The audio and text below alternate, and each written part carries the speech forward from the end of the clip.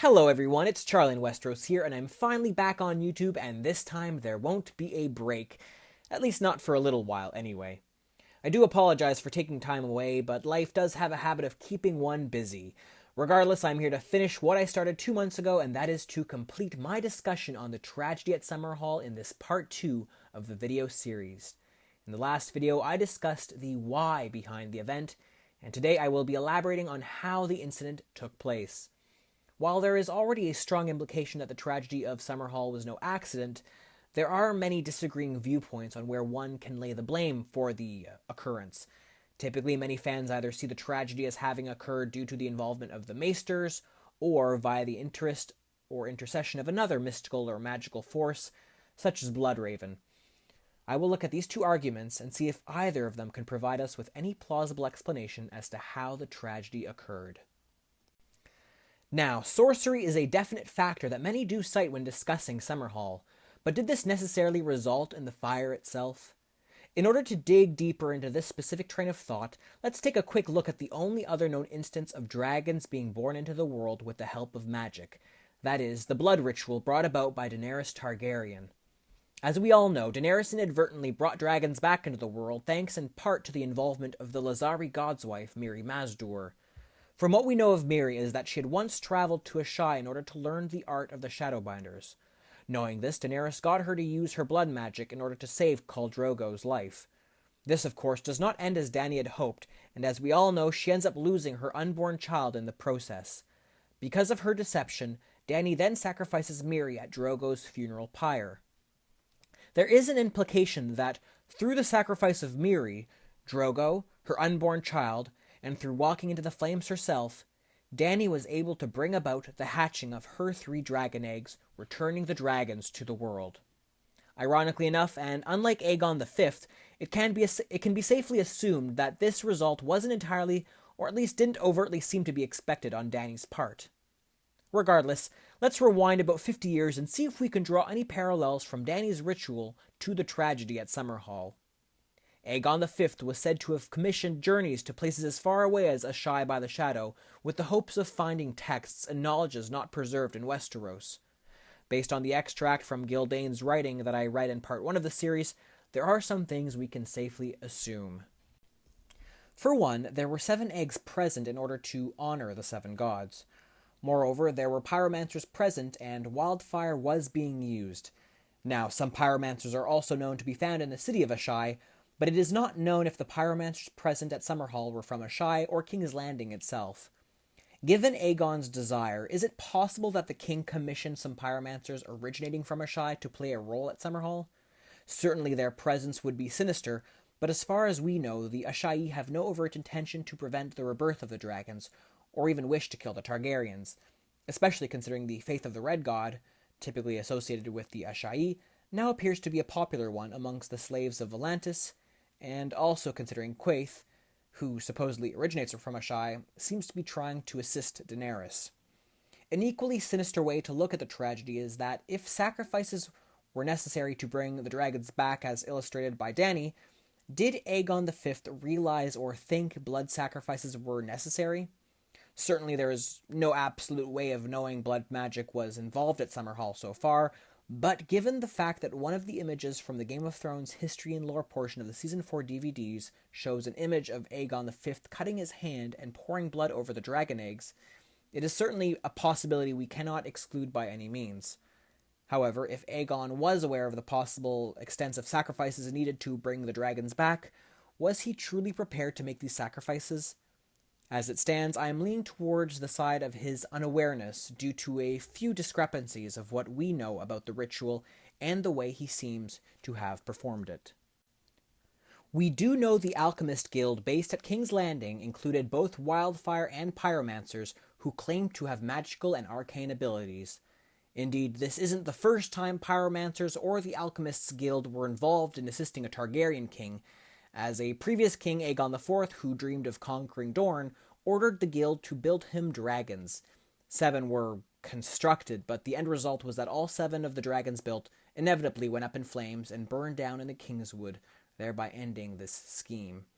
However, alchemists and wildfire itself were not present during Dany's ritual. Moreover, Aegon made the interesting choice of having 7 eggs present during his ritual at Summerhall as a way of honoring the 7 gods. These religious inclusions are a rather peculiar ones for a king who would be so keen on sacrificing humans in order to revive the dragons. Moreover, given Aegon's track record, he appears to have been a sensible man and has yet to show us any bloody or deviant side of himself. The possibility therefore remains that the tragedy itself might have occurred if someone or something involved in the ritual was knowingly about to try and sacrifice a number of individuals, possibly as many as 7, and Targaryens in particular, so as to revive the dragons, or was in fact trying to prevent the return of the dragons themselves by eliminating all the Targaryens who had gathered at this one location. It could be that this specific part of the ritual was foiled when one or some of the witnesses present attempted to stop the ritual itself. Gildane's text implies that a person or people would have died if it weren't for the valor of the Lord Commander Duncan the Tall. Could it be that, upon witnessing sacrifices about to be undertaken, Duncan stepped in to halt someone or something, or the ritual itself entirely? One way we might have glimpsed Duncan's intercession at Summerhall is from a dream Dunk has in the Sworn Sword short story. In it, Duncan witnesses Egg trying to escape from being buried alive by sand, but inevitably fails as his king is buried alive. This could be a vision of the tragedy at Summerhall, since one way to help suppress wildfire is through burying it in sand. Some have suggested that Duncan might have encouraged Aegon V to fill the ceiling above the room with sand in a similar way that the wildfire at King's Landing is kept safe, in case of a fire breaks out. Certainly Dunk did something helpful, and based off of Gildane's text, I would be inclined to assume that he must have removed Princess Rhaella from the place, presumably just before the birth of Rhaegar. In this way, we could say the ritual, if blood magic was involved and was foiled, prevented the rebirth of dragons, seeing how Rhaegar's sacrifice was avoided. Now, I don't know if the sacrifice of an infant in the womb is a necessary aspect of this ritual, but there is an interesting contrast between Dany losing her unborn child Rhaego whilst in labor, but successfully bringing dragons back into this world in spite of willingly walking into the flames, whereas Rhaegar was born healthy and strong, yet Aegon V seems to have unwillingly perished in the flames, or in the sand, trying to succeed at this ritual. I am going on so many tangents, I realize, but my point is this. Given Maggie the Frog's proximity to the Targaryen prince Duncan the Small, I do think magic was involved in some capacity. Moreover, and as stated in part 1 of this video series, I strongly believe Maggie was able to receive orders, instructions, or at least whispers from Bloodraven via the weirwood stumps. Now, whether Bloodraven is aligned with or against the White Walkers is a whole other story, but considering Maggie's sadness during the events of A Song of Ice and Fire, it seems apparent that she wouldn't intentionally wish to harm the Targaryens of 50 years ago. As such, the only potential way sorcery played an overt role in bringing about the tragedy at Summerhall is if Bloodraven knowingly misled Maggie into inadvertently leading some Targaryens to their doom. Bloodraven may have either intentionally attempted to revive the dragons due to their necessity in fighting the White Walkers, no matter the necessary sacrifices, or he in fact had the intention of helping the White Walkers by preventing the rebirth of the dragons. Unlike Miri, Mazdur, I do think Maggie the Frog was trying to help the Targaryens, but it is interesting yet again how these two contrasting figures brought about very different and mutually unexpected results. But again, I digress. So, Bloodraven could have had ill intent and might have even been trying to prevent Rhaegar's birth for fear of what the blood of this promised prince could bring to the Great Other, but what if Bloodraven was in fact trying to help Aegon and didn't intentionally cause or expect any of the trouble at Summerhall? This issue leaves a huge opening in pinpointing magic as a central cause of the tragedy at Summerhall. This is why many believe the Maesters might have played a central role in the tragic event. Did the Maesters interfere? Were they assisted in this matter? There is certainly grounds to validate this theory. But first, let's take it back a step. Since Aegon married for love and relented in allowing his sons to do the same, he apparently made many enemies within the Seven Kingdoms. Barristan Selmy once stated that these actions, quote, led to treason and turmoil, ending at Summerhall in sorcery, fire, and grief. This statement does make the slight implication that his enemies may have been involved in the tragedy at Summerhall. Now, there were certainly a number of lords and ladies who were shunned in marriage by 4 of Aegon's children, among them the daughter of Lionel Baratheon, who was due to marry the heir to the throne, Prince Duncan the Small. Celia Tully, daughter of the Lord of Riverrun, was supposed to marry Prince Jaehaerys. Luther Tyrell was himself spurned by the Princess Shaida in favor of her own brother, Jaehaerys. And Elena Redwyne was spurned by Prince Daeron Targaryen because of his disinterest in women altogether.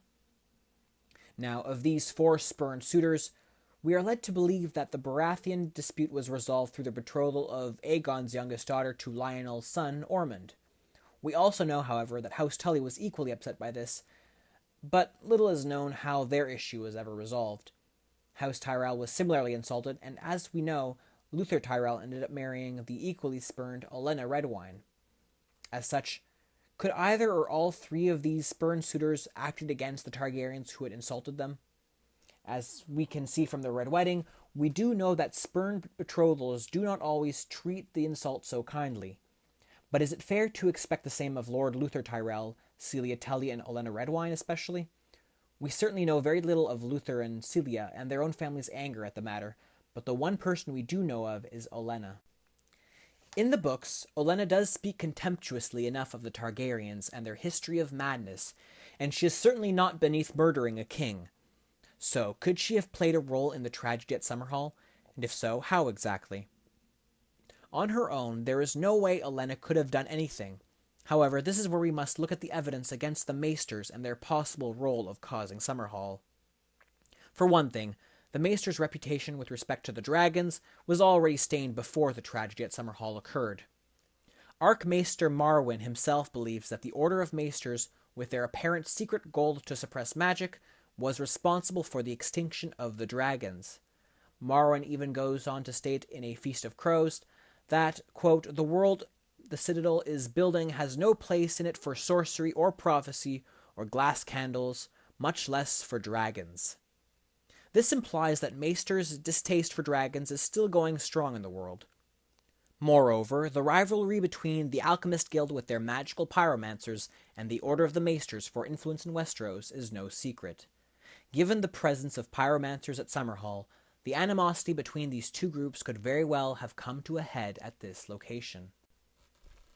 In spite of this, not all Maesters were apparently or absolutely against the dragons or the Targaryens. During Aegon's reign, we know of 4 Grand Maesters who served him at court.